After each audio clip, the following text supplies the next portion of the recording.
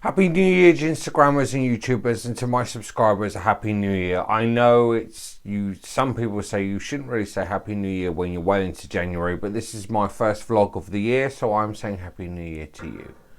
I hope you're well. I hope I find you well. This vlog was going to be me giving you a long rundown in the 15 minutes I like to do these vlogs in about how I noticed the BBC shift in its opinion to do with trans rights. I could talk about how Germaine Greer popped up on the TV and how she was totally all over BBC from the 80s all the way through the 90s. She was a guest on Newsnight, she was a guest every other night on Question Time, stuff like that. I could tell you how Newsnight did sort of like, you could call them hack hick pieces on the trans community. How they frame the debate around trans issues as though we have to justify our existence. Stuff like that.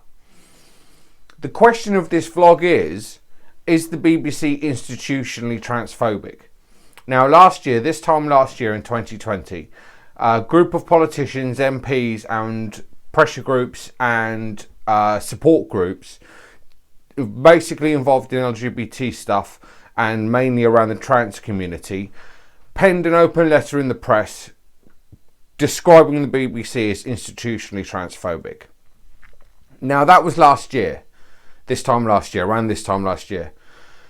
In the space of a year, they have proved beyond a doubt, well, only less than that, from October until the end of December, they proved in the space of about 3 months, 2 to 3 months, how institutionally transphobic they are.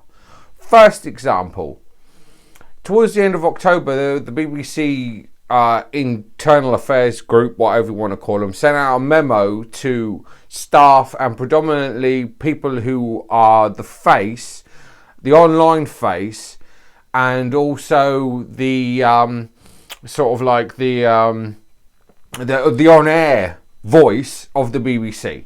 And it suggested, well, it basically stated that going to not a pride event, specifically a trans pride event, may be seen as a political motive, a political decision, a political you're going for political reasons.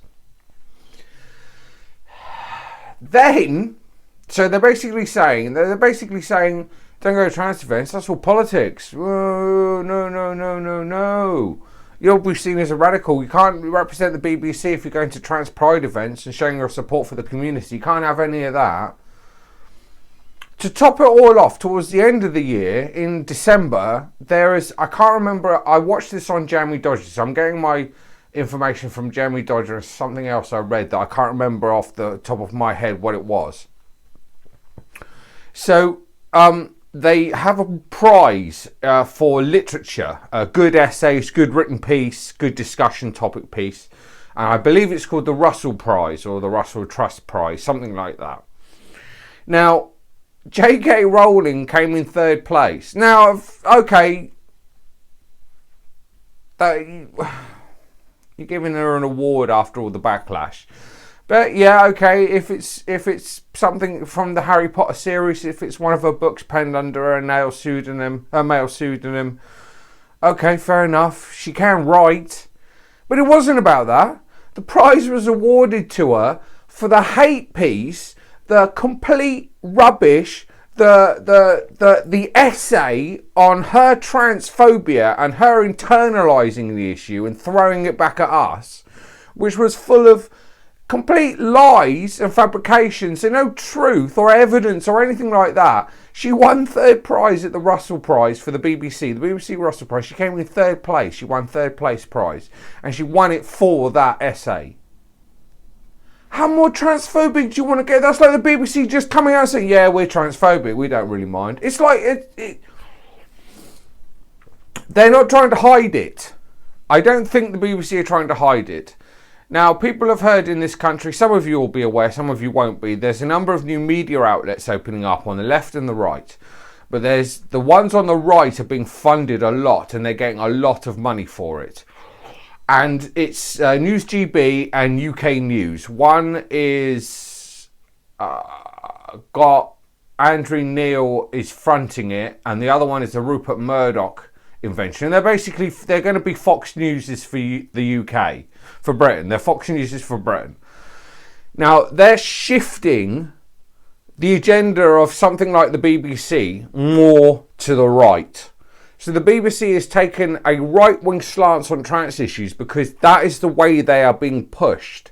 They already have their new, I think it's the chairman. The new chairman donated £400,000 to the Conservative Party and was the Chancellor's boss at one point. Where is the non-biasedness in that? So the BBC is being shifted to the right by pressures outside it and pressures from within it. And so if you're looking for representation, a fair shout, a fair hearing on the BBC, you're not going to get it. They have an agenda, they're sticking to it.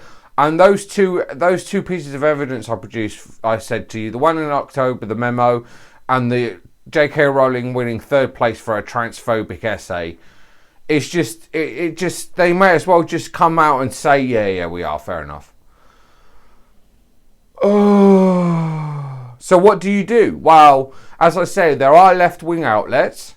So you've got Novara Media, you've got Owen Jones's new shows, and Double Down Media, and they're trying to push back. They're very trans-friendly. I find Owen Jones, as you may all well know, great ally, and Novara Media does the odd piece with Sean Fay, and they really do go into the subject properly and debate it properly and show all the evidence and the facts, and they speak, and trans people aren't afraid. People like me aren't afraid. Not me personally, but trans folk aren't afraid to go on those platforms to have their say. Whereas this right-wing stuff, we can't go on there because you don't get a fair shake of the whip, and we shouldn't be on there anyway, justifying our existence. We have no one. I don't need to justify my existence to anybody. I don't see why I should be made to do so in the BBC. And what's getting me even more is because the BBC don't represent me in any way and wish I would go away and shut up, and the whole community just disappear back into the closet, into the box. They want you to pay a TV license. They don't represent me. Why should I pay a TV license? I currently don't, because I don't watch any BBC or mainstream content. I watch none of it. None. I stopped watching Newsnight when they started doing blatant hit pieces on the trans community about 2 or 3 years ago. So I don't watch any BBC content, and I really don't want them to get. I really don't want to give them any of my money because they don't represent me, and I don't see why I should pay for them to have the right to watch something on the TV when they don't even support my right to exist. Yeah, so that's my rant. A number of my subscribers have asked me to do this vlog and to give my opinion. That's my opinion. My opinion is the BBC is blatantly transphobic and they're not doing anything to hide it. I don't know what we can do about that other than go out there and support left-wing media where you find it, because that's the only way we're going to get proper, decent, educated representation on TV, on media, in the press. Don't rely on the newspapers because they just like doing it. Even the Guardian does. Even the Morning Star. I couldn't believe it when they did that hit piece on us, the Morning Star. That just blew my mind, even coming from the left.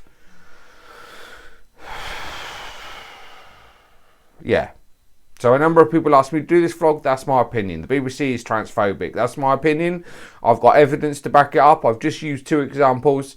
If you don't believe me, I don't know what else I could say to kind of convince you, but that is my opinion. That report last year in January 2020 was correct. I believe the BBC is institutionally transphobic and they don't do anything to hide it. What a way to start the new year. Stay well, stay safe. Please like, share and subscribe, and I will try and do some more vlogs for you as soon as I possibly can. Thank you everyone. See you later.